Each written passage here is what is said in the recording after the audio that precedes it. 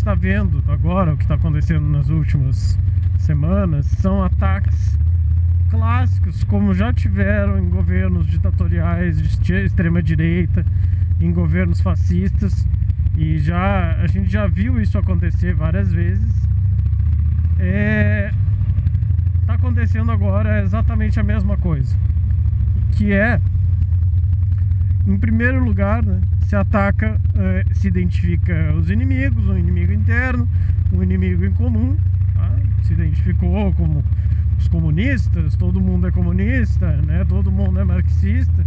Tudo que está acontecendo hoje, agora, já aconteceu na história e se repetiu na história da mesma forma. A gente pode até mudar os lugares, pode mudar as pessoas, pode mudar os termos, as palavras, mas a ação é exatamente a mesma, tá? Ou seja, quem está sendo atacado agora, né, diretamente, com ataques violentos mesmo? Os jornalistas e as jornalistas, o jornalismo, né, a imprensa. Por quê? Porque a imprensa é livre, né, e a imprensa hoje, depois da internet, né, depois das redes sociais, nunca vai deixar de ser livre, é impossível. Então as pessoas todas que trabalham no jornalismo estão denunciando e estão se posicionando, e para além de estar até se posicionando e denunciando, elas estão só dando as notícias, né? Eles estão falando e divulgando o que o atual governo está fazendo, o que as pessoas que apoiam o atual governo estão fazendo, atacando, matando, né? Humilhando, criando toda espécie, né? Todo tipo de violência possível, tanto violência direta, quanto violência simbólica, quanto violência verbal. E aí é muito importante a gente notar isso e ver quais são os próximos passos que eles vão dar, né? Principalmente se ganharem as eleições, né? Que aí é o pior. Mas antes de ganhar as eleições, eles vão tentar golpe. Não deram golpe agora no 7 de setembro, mas vão tentar dar golpe em breve. E não vai ser aquele golpe clássico com tanque na rua. Uhum. E aí pessoas vão começar a ser perseguidas diretamente, né?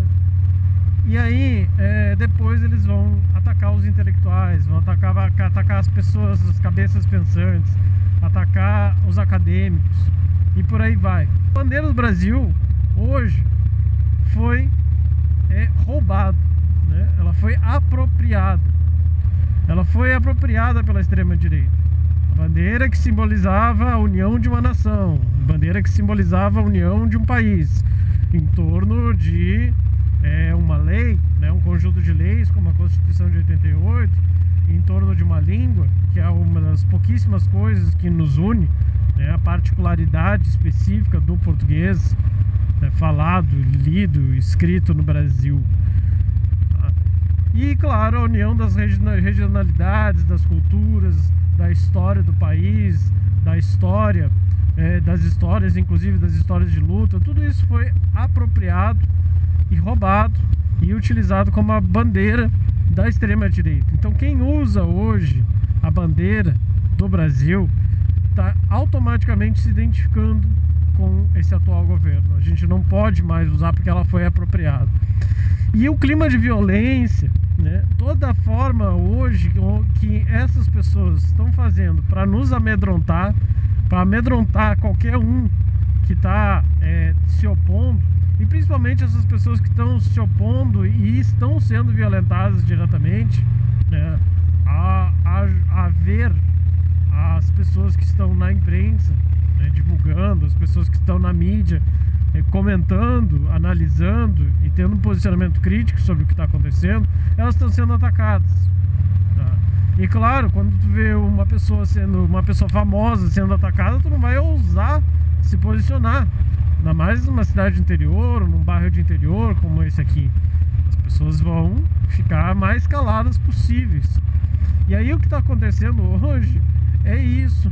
Por exemplo, a gente estava querendo dar para um amigo que vai votar no Lula, né, que é de esquerda, que não é nem petista, mas ele vai votar no Lula. a gente estava querendo dar para ele de presente de aniversário uma bandeira do Lula, que hoje virou toalha, né?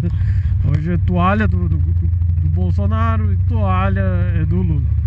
E a gente queria dar uma toalha do Lula, e depois a gente ficou pensando, antes da gente comprar, que ninguém tá usando nada, absolutamente nada referente ao Lula, né, ou à esquerda, ou a qualquer partido de esquerda na rua.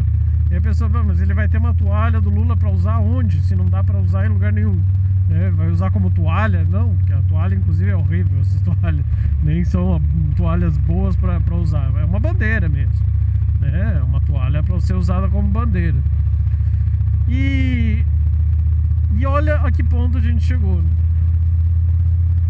De tanto amedrontamento, né? De tanta discurso de ódio,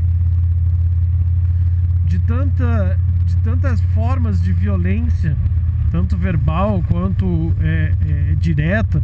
As pessoas estão amedrontadas de se posicionar, elas estão com medo de se posicionar na rua.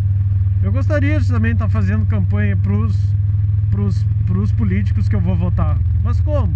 Como é que eu vou andar aqui? Tá cheio de bandeira do Brasil, cheio de bolsonarista na volta, com vários armados. Olha aqui, por exemplo. Esse cara pode se posicionar, por que eu não posso? Porque eu tenho medo. Esse cara tem arma, possivelmente. Como é que eu vou estar andando aqui com uma bandeira do PT, por exemplo, uma bandeira do Lula na minha moto, se eu posso levar um tiro? Você pode se juntar aqui e vir dar uma camaçada de pau. Olha o nível que a gente chegou. A gente está com medo de se posicionar. E a extrema-direita fala tanto em liberdade de expressão, né? E aí é isso que a gente tem falado, que a liberdade de expressão tem seus limites. Quando a liberdade de expressão, quando o que é dito, quando o discurso é de ódio, quando o discurso é feito para amedrontar e para incitar a violência, acabou a liberdade de expressão, né? Imediatamente, não temos mais liberdade de expressão a partir daí. Porque a pessoa tem o direito, as liberdades das pessoas, elas têm o limite quando atingem a liberdade do outro. E está atingindo, por exemplo, agora a minha liberdade de me posicionar na rua. Eu gostaria de também estar fazendo campanha, né? A gente não está podendo fazer campanha nem nas redes sociais, porque está todo mundo com medo de se posicionar publicamente, porque pode ser perseguido por um fascista, né? Então, a gente está vivendo uma situação cada vez mais crítica, cada vez mais violenta, né? É uma situação limite, é um estado de exceção, e a gente precisa ficar alerta.